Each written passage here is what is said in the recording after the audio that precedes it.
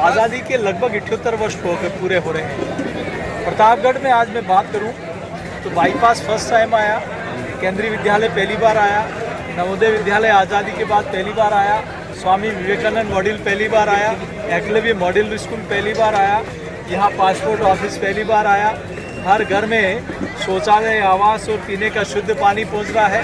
बड़ी संख्या में जीएसएस बने हैं और रेलवे लाइन में पहली बार प्रारंभिक सर्वे भी मोदी सरकार में पास हुआ और फाइनल सर्वे भी मोदी सरकार में पास हुआ। माननीय श्री सीपी जोशी जी, धन्यवाद अध्यक्ष सभापति महोदय।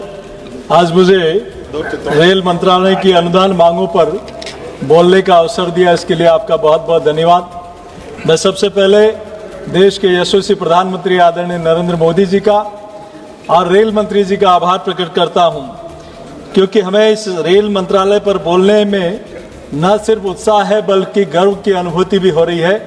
और गर्व की अनुभूति तब होती है जब इन 12 वर्षों में जो सोचा उससे कई गुना काम हमारे देश और प्रदेश और कॉन्स्टिट्यूंसी में हुआ है। इसके लिए माननीय मंत्री महोदय का और माननीय प्रधानमंत्री जी का आभार प्रकट करते हैं, क्योंकि रेल एक परिवहन का साधन नहीं बल्कि ये आर्थिक धमनियों का एक तरह से जाल होता है। इस चाहे पर्यटन हो, चाहे उद्योग हो, चाहे जनसंपर्क हो, इस देश में एक महत्वपूर्ण रेल का एक अपना एक महत्व है। मैं बहुत ज़्यादा कुछ नहीं कहते हुए आपकी बजर बजे उससे पहले मैं माननीय रेल मंत्री जी का और माननीय प्रधानमंत्री जी का आभार इसलिए प्रकट करता हूं कि जब मैं 2014 में चुन के आया था तो हमारे यहाँ मावली से बड़ी सादड़ी एक रेल लाइन थी जो डिजाइनर्स के ज़माने से पड़ी थी और यूपीए की सरकार में उन पटरियों को उखाड़ने का काम शुरू हो गया।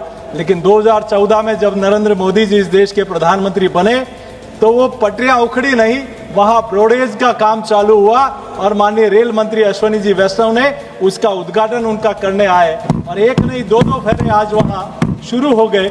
और सिर्फ ब्रॉडगेज नहीं हुआ, इलेक्ट्रिफिकेशन भी हो गया। ऐसे ही रतलाम से कोटा चित्तौड़ होते हुए, अजमेर से चित्तौड़ उदयपुर होते हुए विद्युतीकरण भी हुआ और उदयपुर से अहमदाबाद के लिए जो वर्षों से उसको जोड़ने का लोग मांग कर रहे थे, उस मार्ग को भी शुरू कराया और आज वहां वंदे भारत जैसी ट्रेनें चल रही है, लोग सफर कर रहे हैं। मैं आभार प्रकट करना इसलिए चाहता हूं कि राजस्थान में 10,000 करोड़ से भी ज्यादा का बजट ये पहली बार राजस्थान को मिला है और 15 गुना ज्यादा 2014 में जितना मिलता था उसका 15 गुना बजट दिया है। आरओबी आरईपी हो, अमृत भारत स्टेशन 82 राजस्थान में बन रहे हैं। मैं आपका धन्यवाद इसमें इसलिए भी प्रकट करता हूं कि बड़साड़ी से छोटसाड़ी होते हुए नीमच रेलवे लाइन जो एक असंभव काम था वो न सिर्फ स्वीकृत हुई बल्कि आज पूर्ण होने की ओर है, जो मालवा, मेवाड़ और मारवाड़ को कनेक्ट करने का काम करेगी। मैं आभार इसलिए भी प्रकट करता हूं कि वहां जितने रेलवे के काम थे उसको आपने पूरा करने का काम शुरू किया है। लेकिन कुछ मांगे में जो संसदीय क्षेत्र की है वो मैं आपके सामने रखना चाहता हूं।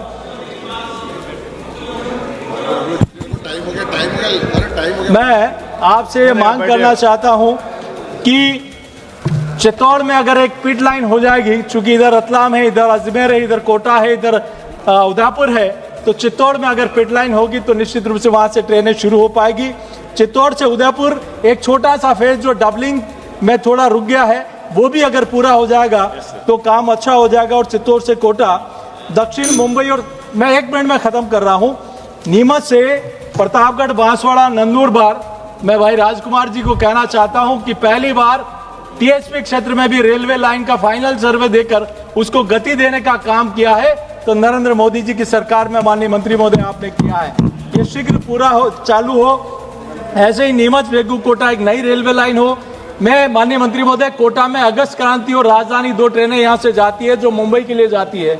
मेरा आपसे आग्रह है दोनों में से एक ट्रेन चित्तौड़, नीमच, मंदसौर होते हुए निकलेगी, वो सीधी। मैं माननीय सुधीर गुप्ता जी की भी, जो हमारे पड़ोस के सांसद है, इनकी भी यह मांग है कि अगर इधर होते हुए निकलेगी तो निश्चित रूप से हमारे क्षेत्र को लाभ मिलेगा।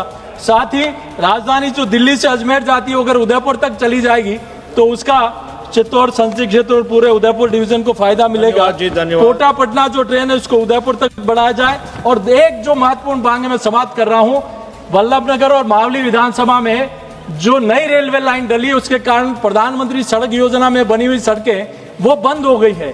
तो बड़ियार और बागथल दो ऐसे स्थान है जहाँ सड़क बन गई और वहाँ अगर अंडरपास बन जाएंगे तो उसका लाभ मिलेगा। और अंत में पत्रकारों के लिए जो कोविड पैंडेमिक से पहले रियायत थी, अगर वो भी शुरू हो जाएगी तो लोकतंत्र का जो चौथा स्तंभ है उनको एक बहुत बड़ी सहायता मिलेगी। मुझे बोलने का अवसर लिया, बहुत बहुत धन्यवाद।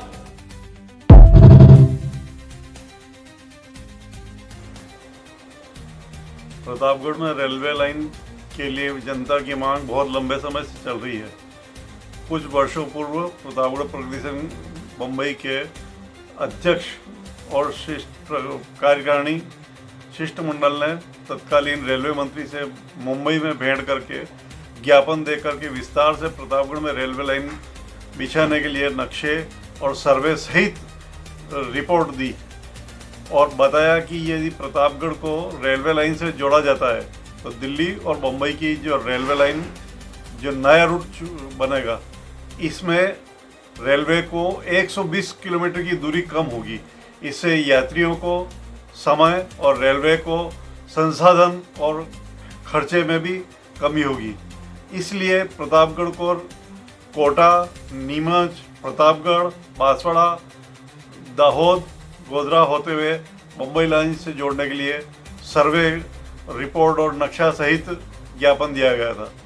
और उसके पहले भी प्रतापगढ़ में रेल लाने के लिए अंग्रेज सरकार से प्रतापगढ़ के राजा ने मिलकर के कई बार प्रयास किए। महाराजा उदय सिंह जी ने 1865 में रेल लाइन के लिए प्रयास किए। 1866 में आगरा जाकर के लॉर्ड लॉरेंस से मुलाकात की। 1875 में नीमच में जाकर के लॉर्ड नॉर्थ ब्रुक से मिले और प्रतापगढ़ रेलवे लाइन की मांग करी, लेकिन उस समय अंग्रेजों ने